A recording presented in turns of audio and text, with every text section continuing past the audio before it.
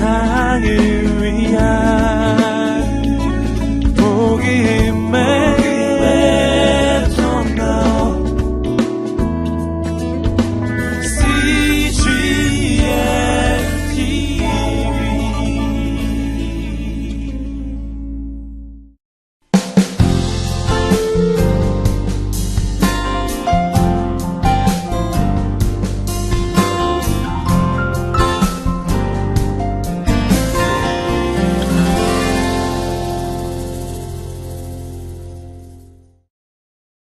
안녕하세요. 거룩한 주일입니다.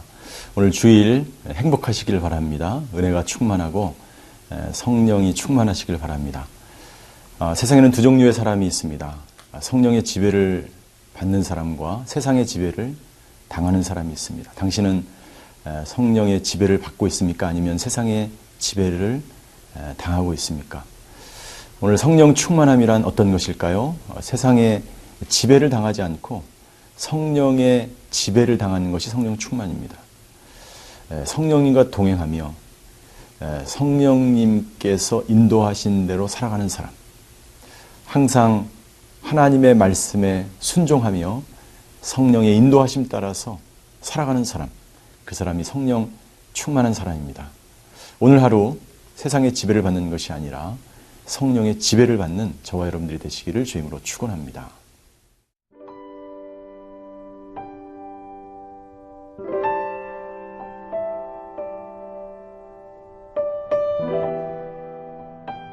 사도행전 7장 54절에서 60절 말씀입니다. 그들이 이 말을 듣고 마음에 찔려 그를 향하여 이를 갈거늘 스데반이 성령 충만하여 하늘을 우러러 주목하여 하나님의 영광과 및 예수께서 하나님 우편에 서신 것을 보고 말하되 보라 하늘이 열리고 인자가 하나님 우편에 서신 것을 보노라 한데 그들이 큰 소리를 지르며 귀를 막고 일제히 그에게 달려들어 성 밖으로 내치고 돌로 칠세 증인들이 옷을 벗어 사울이라 하는 청년의 발 앞에 두니라. 그들이 돌로 스데반을 치니 스데반이 부르짖어 이르되 주 예수여 내 영혼을 받으시옵소서 하고 무릎을 꿇고 크게 불러 이르되 주여 이 죄를 그들에게 돌리지 마옵소서. 이 말을 하고 자니라. 스데반의 설교는 정말 놀라운 것이었고 그 당시의 사람들에게 있어서는 충격적이었습니다. 그리고 이 설교를 듣는 모든 사람들은 충격을 받았고 그리고 더 나아가서 스데반의 설교에 대해서 말씀에 대해서 성령 충만한 은혜로운 복음의 핵심의 진리를 꿰뚫는 그 스데반의 말씀에 대해서 그들은 54절에 보니까 마음에 찔려 그를 향하여 이를 갈았다라고 말하고 있습니다. 하나님의 말씀이 증거될 때 두 가지 반응이 나타나는 것을 볼 수 있습니다. 그 말씀을 아멘으로 순종으로 받아들이고 그렇게 살기로 결단하고 성령의 이끄심을 받아서 살아가려고 노력하는 사람들이 있는 반면에 그 말씀이 마음에 찔리지만 회개하지 않고 오히려 그 말씀을 거부하고 그 말씀에 반항하고 순종하지 않는 불순종하고 그리고 그 말씀을 전하는 사람들에 대해서 이를 갈고 분노하는 사람들이 있다고 하는 것입니다. 그 당시에 많은 사람들이 스데반의 그 놀라운 진리의 말씀을 듣고 이를 갈았다라고 이야기하고 있습니다. 여기에 대해서 스데반은 어떻게 행동하였습니까? 55절을 보니까 스데반이 성령이 충만하여 스데반은 아랑곳하지 않았습니다. 그들이 분노를 하든 화를 내든 하나님의 말씀을 받든 받아들이지 않든 그것은 중요하지 않았습니다. 스데반에게 중요한 것은 하나님의 말씀을 올바르게 분명하게 그 시대의 어두운 가운데 영적 무지 가운데 있는 사람들을 향하여 하나님의 말씀을 복음을 찔러 쪼개는 그들의 심령을 쪼개는 그 말씀을 증거하는 것이었고 그는 성령이 충만했다고 말하고 있습니다. 스데반은 원래 7 집사 중에 한 사람이었죠. 7 집사를 뽑을 때 스데반이 뽑혔고 그는 믿음과 성령이 충만하였다라고 기록되어 있습니다. 그는 한 번도 성령님을 떠난 적이 없었고 성령 충만함으로 계속해서 그는 살아왔고 집사일을 감당했고 그리고 복음 전하는 일을 감당했던 것입니다. 두 번째, 그는 하늘을 우러러 보았다라고 기록하고 있습니다. 하늘을 보는 사람이 있고 세상을 보는 사람이 있습니다.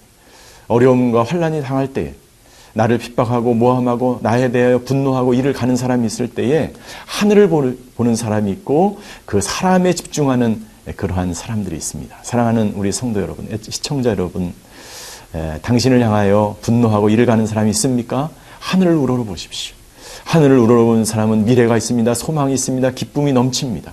분명한 복음에 붙들린 사람, 그런 사람들은 고난이 찾아올 때 하나님을 우러러보는 것입니다. 그러나 여러분들 성령 충만하지 못하면 사람에 집중하게 돼 있고 나에 대해서 분노하는 사람에게 집중하게 돼 있고 그러면 하나님의 나라의 일을 결코 이룰 수 없는 것입니다. 스데반은 하늘을 우러러 보았고 하나님만을 바라보았습니다. 사랑하는 성도 여러분들, 세상에 집중하지 않고 사랑에 집중하지 않고 주변에 해결되지 않는 일에 집중하지 않고 하늘을 우러러 하나님을 바라보시는 저와 여러분들이 되시기를 주임으로 축원합니다. 세 번째, 스데반은 하나님의 영광과 예수님께서 하나님 우편에 서신 것을 보았습니다. 그가 성령이 충만해 하늘을 우러러보자 하나님의 영광과 임재가 그에게 머물렀습니다. 그는 하나님만을 생각했고 하나님만을 바라봤고 하나님만을 소망했기 때문에 하나님의 영광이 그에게 임하였던 것이죠. 마치 모세가 시내산에 올라가서 하나님의 말씀을 받을 때에 하나님의 영광과 하나님의 임재의 상징인 구름이 모세에게 충만하였던 것처럼 오늘 스데반이 하나님으로 충만할 때 하나님의 영광이 그에게 충만하게 나타나게 된 것입니다. 그리고 예수님이 서신 것을 보았다라고 기록하고 있습니다. 예수님은 앉아있지 않았습니다. 예수님은 서서 스데반이 영광 중에 이제 순교를 앞에 두고 그가 복음을 날카롭게 그 세상을 향하여 지적할 때에 하나님은 서서 스데반을 바라보고 있었습니다. 하나님은 지금 당신을 바라보고 있습니다.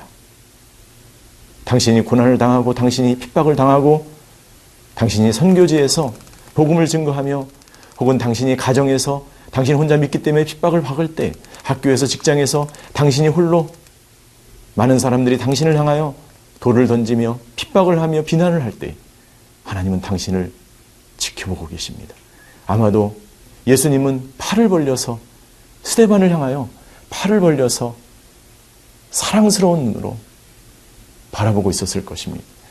오늘 그런 주님께서 당신을 그렇게 지키고 바라보고 계십니다. 그 주님만을 오늘도 바라보시는 하루가 되시기를 주의 이름으로 축원합니다.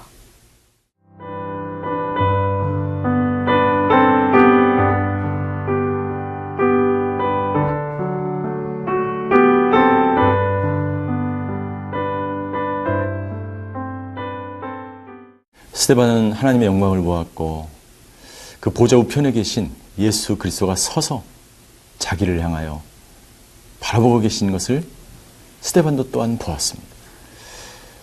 그리고 스데반은 이렇게 말합니다. 56절 말하되 보라. 여러분들, 스데반은 길게 이야기하지 않았습니다. 짧게 보라. 하나님의 하늘이 열리고 인자가 하나님 우편에 서신 것을 보노라. 여러분들, 스데반은요, 자기가 직접 체험하고 자기가 본 것을 말하고 있는 것입니다. 여러분들이 직접 체험하는 신앙이 되시기를 바랍니다. 여러분이 직접 체험한 것만 전하시게 되길 주님으로 축원합니다. 많은 사람들이 자기의 간증을 하고 신앙을 고백할 때에 보지 않은 것, 체험하지 않은 것, 느끼지 않은 것을 말하는 것입니다. 그러나 진리는 간단하고 명료한 것입니다. 우리가 믿는 믿음은 순수하고 간결한 것입니다. 예수님이 죽어서 살아나셔서 보좌 우편에 계셔서 나를 향하여 바라보고 있다는 것입니다. 오늘 그 예수님을 바라볼 뿐만 아니라 당신을 향하여 바라보신 그 예수님에 향하여 여러분들이 체험하신 그 예수님을 향하여 예수님에 대하여 다른 사람들에게 말할 수 있는 그런 믿음과 신앙의 고백과 간증이 저와 여러분들에게 있게 되기를 주임으로 축원합니다. 이 이야기를 듣자 많은 사람들이 더 분노하며 소리를 지르며 귀를 막고 일제히 그에게 달려들었다라고 말하고 있습니다. 여러분들, 그것이 나하고 상관없으면 흥분하지 않습니다. 여러분들, 다른 사람의 말과 행동이 거짓이고 그것이 일고의 가치도 없으면 흥분할 필요도 없고 대항할 필요도 없죠. 무시하면 되죠. 그러나 그들은 가만히 있을 수 없었습니다. 왜냐하면 그들의 양심이 찢었기 때문입니다. 진리의 말씀이 선포됐기 때문입니다. 그들의 마음이 찢어지는 고통이 있었기 때문입니다. 왜냐하면 그들이 오랫동안 믿어왔던 전통과 율법과 그들이 그토록 오랫동안 숭배하던 것들이 모두 다 한순간에 진리가 아니며 사실이 아님을 스데반의 설교를 통해서 그들은 깨달았기 때문입니다. 그들은 분노하면서 스데반에게 달려들었습니다. 그리고 58절, 성 밖으로 그를 내몰면서 돌로 치기 시작했습니다.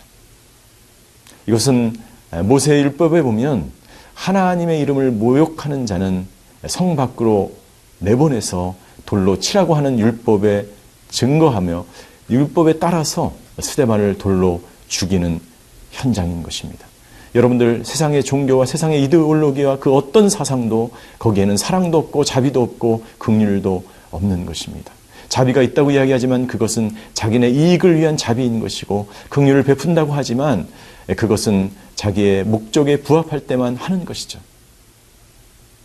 그들은 스데반을 돌로 쳐서 죽이려고 하였습니다. 그때 한 사람이 등장합니다. 그 이름은 사울입니다. 기독교 역사의 가장 위대한 한 사람 중 사울이 등장하였습니다. 스데반의 죽음과 사울의 등장은 굉장히 극적인 조화를 이루고 있습니다.